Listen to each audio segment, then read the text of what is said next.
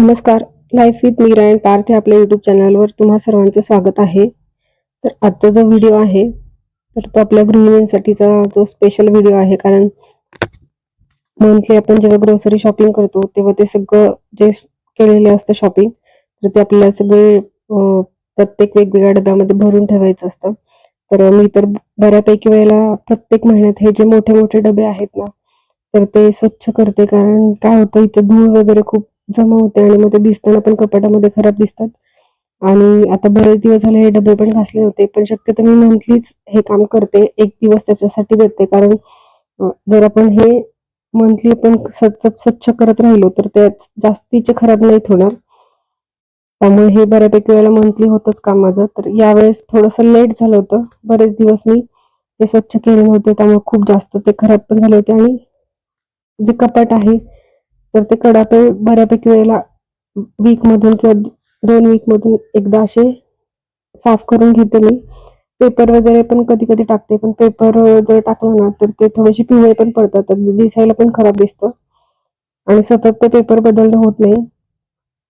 त्यामुळे मी आता अलीकडे पेपर न टाकता असेच ठेवते आणि डबे एका कप्प्याचे डबे काढून आपण ते स्वच्छ पुसून घेतलं तरी ते होऊन जातं लगेच काम.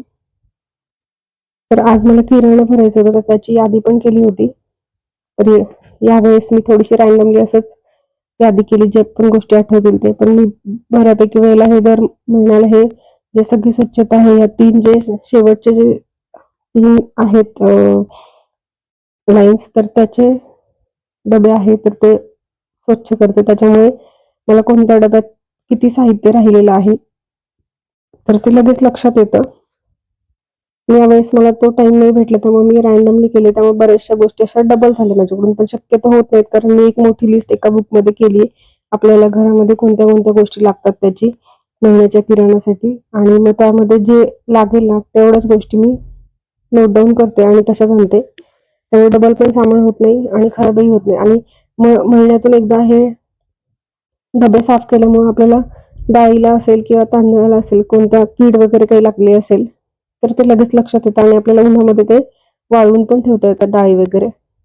तर त्यासाठी हे मंथली काम नेहमीच करते. तर मी आधी तर सगळे एका मोठ्या टबमध्ये जे काही पॅकेट्स वगैरे होते तर ते काढून घेतले आणि हे सगळे डबे आहेत तर हे स्वच्छ करून सुकण्यासाठी ठेवायचे.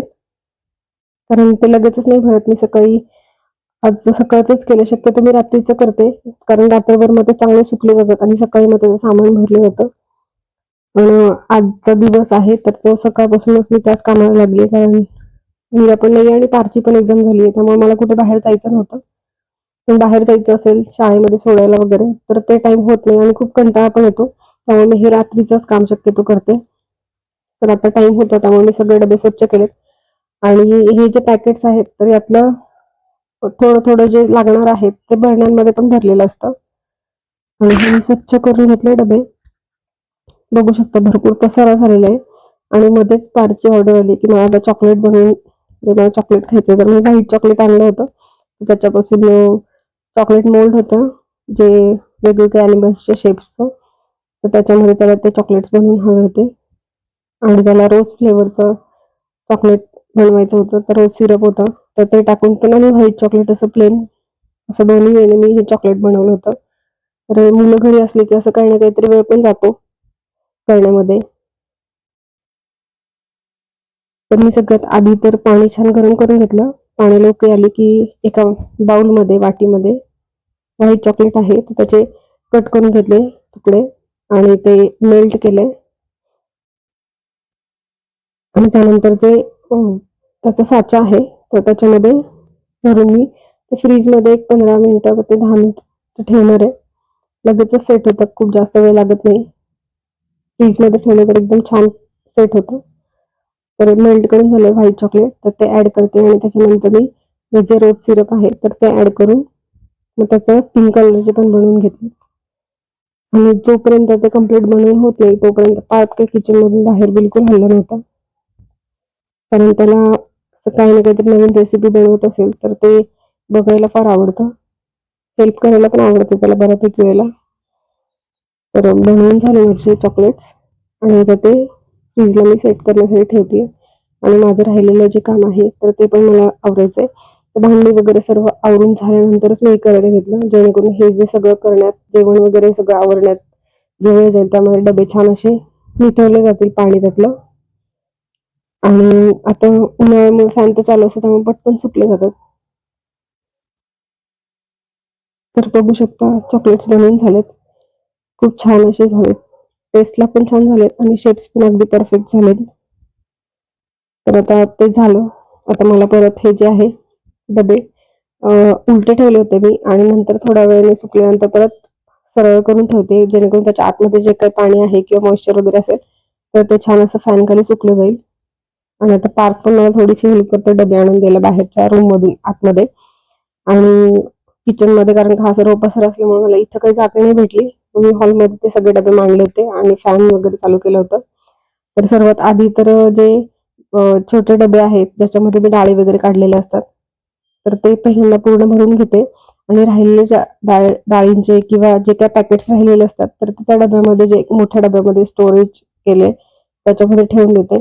आणि एका डब्यामध्ये डाळ, तांदूळ किंवा पीठ असतं, तांदळाचं पीठ असेल वगैरे तर ते एक्स्ट्राचं राहिलेलं सामान आहे तर ते ठेवते. त्यानंतर एका डब्यामध्ये नाश्त्याचं जे सगळं साहित्य आहे, पोहे असतील, रवा असेल, शेवया असतील, पास्ता असतो मुलांसाठी, कधी कधी मॅगी पण असते, ते खूप कमी प्रमाणात असतं पण रवा आणि पोहे हे असतातच प्रत्येक महिन्यामध्ये. त्यानंतर मुरमुरे असतील तर ते सगळे एका डब्यामध्ये, म्हणजे नाश्त्याच्या वेगळा, डाळी आणि कडधान्य असतील तर त्याचं वेगळं, पिठाचं वेगळं, असं सगळे वेगवेगळे डबे असल्यामुळे सापडायला पण बरं पडतं सामान. एक डबा खोलला की आपल्याला त्यामध्ये सगळ्या प्रकारच्या डाळी किंवा एक काही पीठ असतील किंवा नाश्ता असेल, उपवासाचा आहे, उपवासाचा साबुदाणा वगैरे ह्यावेळेस थोडं जास्त भरलं होतं मी, कारण मला उन्हाळी वाळवण्याच्या काही रेसिपीज पण बनवायचे उपवासाच्या.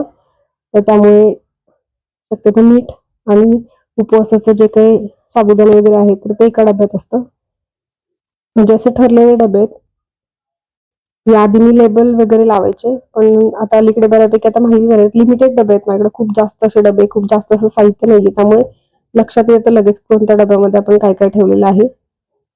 आणि प्रत्येक डबे साईजने वेगळे असल्यामुळे लगेच लक्षात येतं, कारण डाळी आणि कडधान्य वगैरे त्या गोष्टी असतात ना त्या भरपूर असतात, त्याच्यामुळे त्याला मोठा डबाच लागतो. आणि नाश्त्याचं जे आहे तर त्यालाही मोठा डबा लागतो, कारण का पोहे पण जास्त, रवा जास्त असतो, त्यानंतर मुरमुरे असतील, पास्ता वगैरे असेल, शेवया असतील तर ते भरपूर असतं, त्याच्यामुळे त्याला त्या दोन्हींना तर मोठे डबे लागतात. त्यामुळे ते लक्षात येतं कोणत्या डब्यामध्ये काय आहे. तर याआधी तर मी जेव्हा नवीन नवीन ह्या सगळ्या गोष्टी करायचे त्यावेळेस मी त्याला लेबल लावून ठेवायचे. आणि आता हे सगळं जे सामान आहे तर सेपरेट करून मी ते प्रत्येक डब्यामध्ये वेगवेगळं भरून ठेवते. तर मी फक्त कडावे पुसून घेते, कारण ऑलरेडी मी ते आधीच मागच्या वीकमध्ये स्वच्छ केलेले होते, त्यामुळे खूप जास्त साफ करण्यासाठी वेळ त्याच्यासाठी द्यावा लागला नाही मला. आणि बऱ्यापैकी वेळेला आठवड्यातून एकदा तरी हे स्वच्छ केलं ना तर आपल्याला स्वच्छता करायला खूप दिवसांनी करायचं म्हणलं तर खूप जास्त वेळ जातो आणि कंटाळा येऊन जातो. तसं काही होणार नाही. तर माझ्याकडून या महिन्यामध्ये पोहे जास्त झाले होते त्यामुळे मी सगळे पोहे जे आहेत ते एका मोठ्या पिशवीमध्ये काढून ठेवले. तर असं तर नाही होत शक्यतो, कारण माझ्याकडे लिस्ट आहे तर ती पण आहे त्याच्यामध्ये. यावेळेस मी ती लिस्ट आणि हे डबे जे आहेत तर ते सगळे ओपन करून काही बघितले नव्हते घाई असल्यामुळे. गडबडीमध्ये मी ह्यावेळेस सगळं ते काम केलं, पण शक्यतो असं नाही होत. लिस्ट बनवली तर सामान डबलही होत नाही, वायाही जात नाही.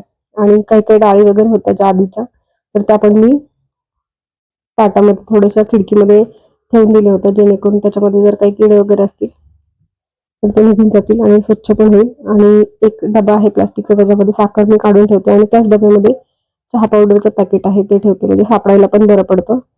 आणि आता या सर्व जे भरणे आहेत डाळी वगैरे भरलेल्या त्या पण ठेवू देते. तर ते 2 कप्पे तर मी ऑलरेडी साफ केले होते त्यामुळे ते परत केले नाही.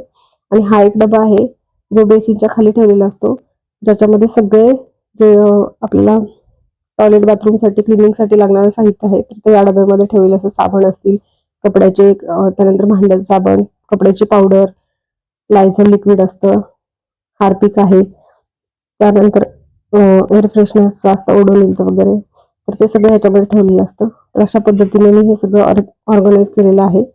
तर आजचा व्हिडिओ तुम्हाला आवडला असेल तर व्हिडिओला नक्की लाईक करा, कमेंट करा, शेअर करा आणि आपल्या life with Meera and Parth या युट्यूब चॅनलला सबस्क्राईब केलं नसेल तर नक्की सबस्क्राईब करा आणि बेल आयकॉनवर क्लिक करा, जेणेकरून येणारे जे नवीन नवीन व्हिडिओज आहेत तर त्याचे नोटिफिकेशन तुम्हाला सर्वात आधी मिळतील. चला तर मग भेटूया पुन्हा एकदा अशाच एका नवीन व्हिडिओमध्ये. तोपर्यंत stay healthy, stay happy. Thank you so much. Thanks to watching my video. तर बघू शकता अगदी स्वच्छ झालेलं आहे आणि सगळं व्यवस्थित ऑर्गनाइज करून ठेवलेलं आहे मी. अगदी सिंपल वे आहे. खूप जास्त सामान कपाटामध्ये ठेवलेलं नाहीये. लिमिटेड डबे आहेत आणि दिसायला ते व्यवस्थित आकर्षक दिसतं.